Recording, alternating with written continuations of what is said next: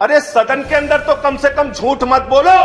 आपका इतिहास है, स्वर्गीय विश्वनाथ प्रताप सिंह जी की सरकार ने जब मंडल कमीशन लागू किया था तो आप कमंडल लेके निकल गए थे पूरे देश में। वहां दलितों को, पिछड़ों को, शोषितों को दबाने का काम आपने किया है। और मैं आपके माध्यम से मांग करना चाहता हूं सर, इनसे मांग करना चाहता हूं कि अगर वास्तव में आप दलितों और पिछड़ों के लिए कुछ करना चाहते हैं तो ये 50% की जो आपने सीमा है, इस सीमा को बढ़ाने का भी आप बिल लेके संसद के अंदर आइए। ये ओबीसी संशोधन बिल जो आप लेकर आए हैं, ये उत्तर प्रदेश के चुनाव, उत्तराखंड के चुनाव और बाकी राज्यों के चुनाव को देखकर लेकर आए हैं। आपकी मंशा कोई पिछड़ों और दलितों को उनका हक देने की नहीं है।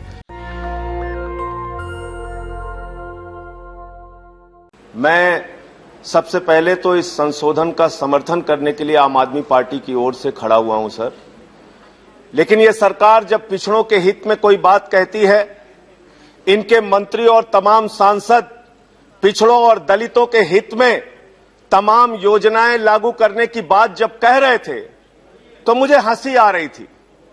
मुझे हंसी आ रही थी इनकी कार्यप्रणाली को याद करके। ये वही भारतीय जनता पार्टी है, ये वही भारतीय जनता पार्टी है सर, जिसके राज में उत्तर प्रदेश के अंदर आदित्यनाथ जी की सरकार में पिछड़ा वर्ग आयोग की रिपोर्ट है। ये क्या हो रहा है? फिर मैं बैठ जाता हूं, इन्हीं को बोलने दीजिए। ये क्या कर रहे हैं लोग? प्लीज प्लीज आप बोलिए। राष्ट्रीय पिछड़ा वर्ग आयोग की यह रिपोर्ट है जिसमें यह साफ तौर पे कहा गया है 22,000 शिक्षक, 69,000 शिक्षक भर्ती में 22,000 नौकरियां पिछड़े वर्ग के लोगों को मिलनी थी, उनको मात्र 3.8% आरक्षण दिया गया। उनकी 18,000 नौकरियां खाली। यह हकीकत है सर, राष्ट्रीय पिछड़ा वर्ग आयोग की रिपोर्ट है। दूसरा सर, बात यहां पर हो रही थी मंडल कमीशन का सपोर्ट किया, मंडल कमीशन का सपोर्ट किया। अरे सदन के अंदर तो कम से कम झूठ मत बोलो। आपका इतिहास है, स्वर्गीय विश्वनाथ प्रताप सिंह जी की सरकार ने जब मंडल कमीशन लागू किया था तो आप कमंडल लेके निकल गए थे पूरे देश में, कमंडल लेके निकल गए थे। और उस कमंडल में भी आप क्या कर रहे हैं? प्रभु श्री राम के नाम पर, मर्यादा पुरुषोत्तम भगवान श्री राम के नाम पे जो मंदिर बन रहा है उसमें चंदा चोरी हो रही है और कोई कार्रवाई नहीं हो रही है। आज मान्यवर, जिस उत्तर प्रदेश का मैं रहने वाला हूं, वहां पर बहराइच के अंदर दलित का बच्चा घोड़ी पर चढ़ता है, उसको पीट के लहूलुहान कर दिया जाता है। उस उत्तर प्रदेश में हाथरस कांड होता है, रात को 2 बजे एक दलित की बेटी को जला दिया जाता है। उसी उत्तर प्रदेश में बलिया के अंदर जयप्रकाश पाल जो पिछड़े वर्ग का है, उसको सारी सरकार के सामने, सीओ के सामने, एसडीएम के सामने उसकी हत्या कर दी जाती है। सर, आज ये हालत है। इनके राज्यों में क्या हो रहा है मैं दिखाना चाहता हूं। गुजरात के अंदर मूछ रखने पे दलित की हत्या हो जाती है, मूछ रखने पर दलित की हत्या हो जाती है। आपके जहां जहां आपकी सरकारें हैं, जहां जहां आपके राज्य में भारतीय जनता पार्टी की जहां सरकार है, वहां दलितों को, पिछड़ों को, शोषितों को दबाने का काम आपने किया है। और मैं आपके माध्यम से मांग करना चाहता हूं सर, इनसे मांग करना चाहता हूं कि अगर वास्तव में आप दलितों और पिछड़ों के लिए कुछ करना चाहते हैं तो ये 50% की जो आपने सीमा है, इस सीमा को बढ़ाने का भी आप बिल लेके संसद के अंदर आइए, वरना ये दिखावा मात्र होगा।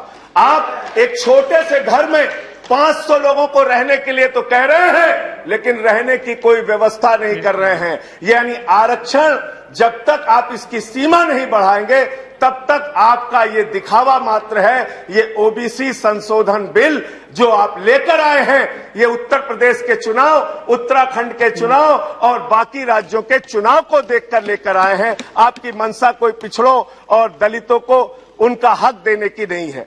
मैं मान्यवर आपके माध्यम से बताना चाहता हूं, इसी सदन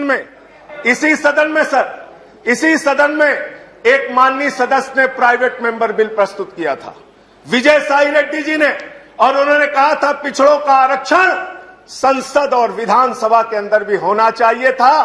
भारतीय जनता पार्टी ने खुलेआम उसका विरोध किया इसी सदन में। वो दर्ज है कार्रवाई विजय साई रेड्डी के प्राइवेट मेंबर बिल पे। आप बात करते हैं यहाँ पर, आप पिछड़ों और दलितों के हित की बात करते हैं, तो मैं मान्यवर ये कहना चाहता हूं, खास तौर से उत्तर प्रदेश में ऐसा राज्य है। मैं आज सुबह आ रहा था, मुझे पता चला 15वां मुकदमा लिख दिया मेरे ऊपर। गैंगस्टर बना रहे हैं सर, मुझे गैंगस्टर बना रहे हैं। बिल्कुल गैंगस्टर बिल्कुल योगी जी से कहिए बिल्कुल बोलिए। इनकाउंटर कर दे, मेरा इनकाउंटर कर दे। 15 मुकदमे लिख दिए सर, 15 मुकदमे। मेरा जुर्म क्या है, अपराध क्या है? मैंने चंदा चोरी का मुद्दा उठाया। पिछड़ों की बात आप कर रहे हैं। जो किसान आंदोलन पे 8 महीने से बैठा है, वो भी पिछड़े वर्ग से है सर, उसको हक दीजिए। धन्यवाद संजय सिंह जी, वापस लीजिए। धन्यवाद संजय सिंह जी। कंक्लूड कर रहा हूं सर, कंक्लूड कर रहा हूं सर। जो इस देश के पिछड़े वर्ग के लोग महंगाई से परेशान हैं, उनकी नौकरियां चली गई, उनको हक दीजिए उनका सर। कोरोना की महामारी से उनकी कमर टूट गई। पिछड़े वर्ग के लोग बहुत परेशानी में हैं, तकलीफ में हैं। अगर उनकी पीड़ा को आप समझना चाहते हैं तो उनको हक दीजिए। उत्तर प्रदेश में धन्यवाद संजय सिंह जी, समाप्त कीजिए प्लीज। हजारों करोड़ का धन्यवाद आप, धन्यवाद। पिछड़ों नेक्स्ट स्पीकर श्री विनय विश्वम जी। वहां पानी चोरी करने का काम आपने किया। श्री विनय विश्वम जी, धन्यवाद। जब आप धन्यवाद संजय सिंह, समाप्त कीजिए। तो आरक्षण की सीमा भी बढ़ाई। नेशनल दस्तक की आपसे गुजारिश है कि अगर इसको बचाना चाहते हैं तो नेशनल दस्तक को सब्सक्राइब करने के लिए रेड कलर के सब्सक्राइब बटन को दबाएं, फिर बेल आइकन की घंटी दबाएं। नेशनल दस्तक को बचाने के लिए बहुत जरूरी है कि हर खबर को शेयर करें, लाइक करें, कमेंट जरूर करें।